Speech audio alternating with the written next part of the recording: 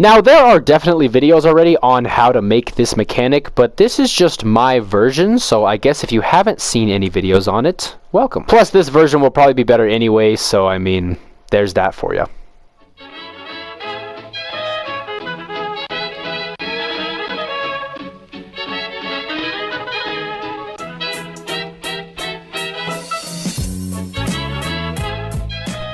Hey everyone, this is Syntax, and today I'm going to be showing you guys how to build a super simple day/night cycle inside of Fortnite Creative, so let's get to it. Also, really quickly, ignore the surroundings. I'm actually using this day/night cycle for a map that I'm building, and like, this isn't a secret, so you can join me anytime I'm building this, but I already have it built, so I'm just going to show you how I built this one. So yeah, that's why we're under the map if you're wondering. Anyway, for this mechanic, you're going to need a couple sky dome devices, a couple of triggers, a sequencer, and then something to start the sequencer. The first thing and the easiest thing is, of course, to place down your sequencer. The tempo, the length, all of this stuff is of course going to be relevant to whatever you're using it for in your map, so this stuff really isn't important. The most important aspect is that it just starts on a channel, so in my case, in this map, it starts when receiving from channel 9. Anyway, next thing you want to do is go ahead and grab yourself a couple of triggers. Now, however many phases you want to have happen during the day and night cycle, that is how many triggers you are going to set up. So for me, I have 8 set up right now. Make sure you're setting these up so they are compatible with sequencers. I have everything turned off except for trigger by sequencers. They can trigger an infinite amount of times. They send every one trigger, and of course make sure they're visible in game so the sequencer can see them, and these are going to be doing 2 things. These triggers are, one, going to send a signal to a sky dome that is in its sequence to deactivate, and then they're going to send another signal on the same channel to another sky dome that's going to activate. I just took these and force snapped them. You do want them to be evenly spaced throughout your sequencer, otherwise it will look kind of strange when you have the mechanic going. Anyway, I'll show you the channels in just a sec. Let's take a look at what you have to do with the sky domes. Okay, so I just deactivated all the sky domes, so it looks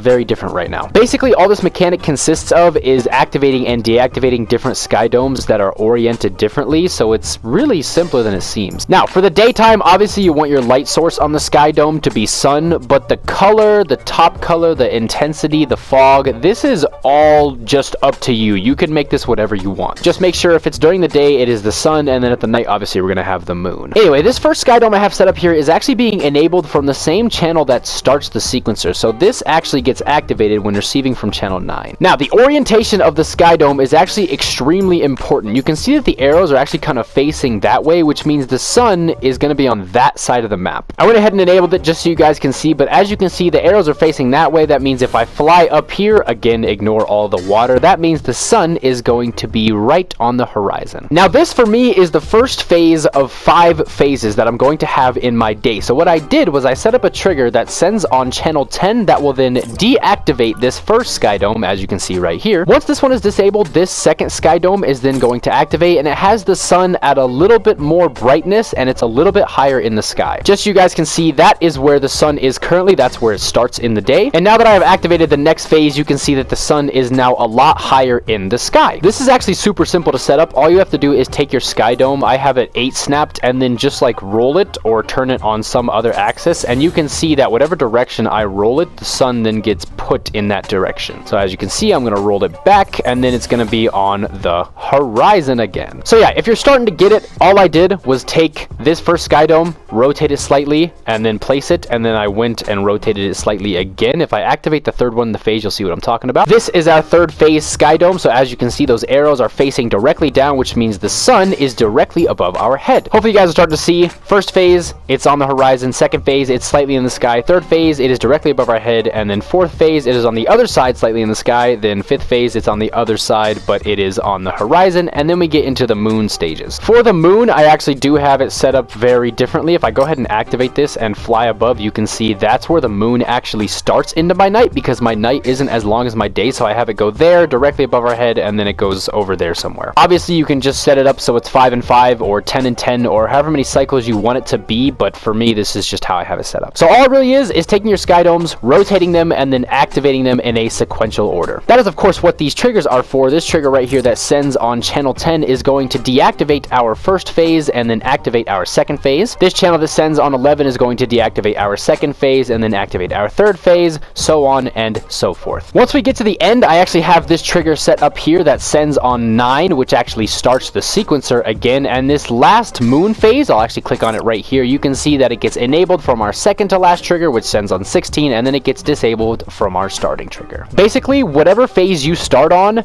have the trigger that disables this phase enable the next phase, and then you can just do that infinitely, I guess. The first phase gets disabled, second phase enabled, second phase disabled, third phase enabled, third phase disabled, fourth phase enabled. You get the point. Anyway, if you set everything up correctly, it should look something like this. I actually did forget to show you that I set up a button that sends on channel 9, but like I said before, it doesn't have to be a button. You just have to have something sending a signal to start that sequencer. Anyway, once I press this is going to go a lot faster than it actually is in game when the map is fully built, but as you can see, when I click it, here we go. The sun goes to its first phase, then it goes directly above our head, and then it goes to its next phase.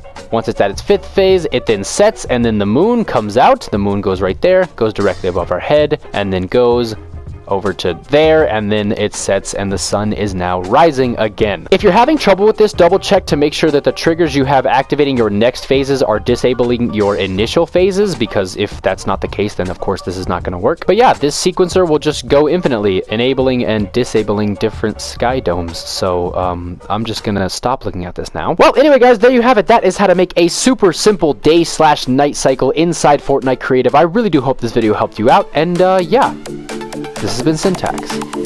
Later.